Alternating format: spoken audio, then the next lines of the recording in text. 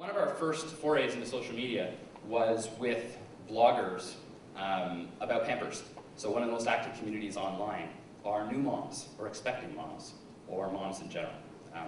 Very, very high activity rate online with this community.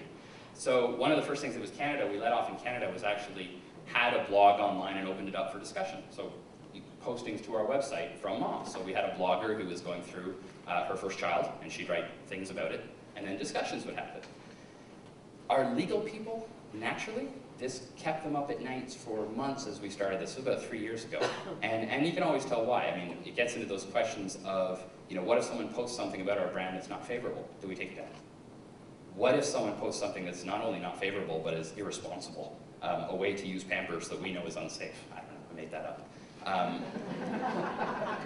can think of a few, but do we take that down as well? Do we have a responsibility to take that down? So when you open up, literally cracking open your websites for postings, what does it mean to you legally, and what are you responsible for?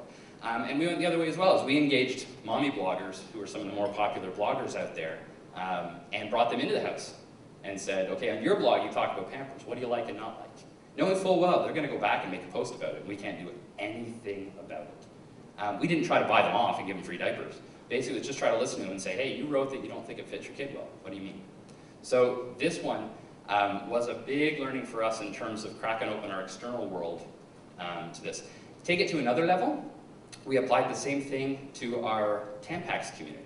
So it's one thing when you talk about moms and them posting things, put that same scenario in a 13-year-old girl. And again, our legal department went 3 times crazier. Because think of the legality, the ramifications there, where you're operating a discussion forum for girls who are just finding themselves both sexually and also just developmentally. So I'm getting a huge case study about what we learned about that. Another organization we've worked a lot with is our IAMS brand. So dog lovers love dogs, and they're one of the most active people online. The example here I'm showing, you can't actually see it well, is we actually did an execution in Montreal where we just basically, a little bit of a mashup with a Google map and just had people write what dog park is the best in Montreal and just review it. Why? Why do you like that dog park? Why you don't have to scoop things up? What do you like about it? And make that be a social community externally to all our clients. This is one example. And this one, again, it's very small, I can't see that, but what this is shelf talkers in a store that are basically just comments that we took from our Dawn website. So open up the Dawn website for comments and use them in advertising, okay? Begs the question though, what if the comments aren't good? Do we still make a shelf talker and put them on the shelf? Probably not. But the discussion is there about what it means for transparency and authenticity. Another recent one, this is a very Canadian one.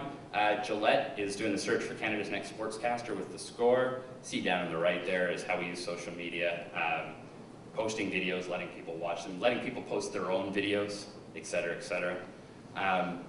One of my favorite ones is a recent iPhone and BlackBerry app, Charmin Sit or Squat, which is basically a location finder. So wherever you are using its GPS, it tells you where a public bathroom is. Has an amazing, it resonated great with a whole community of people with gastrointestinal problems. So the GI consumer actually resonates very well with this. I actually typed in where we are, roughly 100 King Street.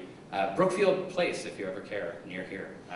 And there's actually a place to write reviews, so you can actually review the bathroom. And was it clean? Was it not clean? I actually saw this and I was like, who would ever use that? Showed my wife and she was like, I'm installing it. So there's a little bit of a consumer difference there.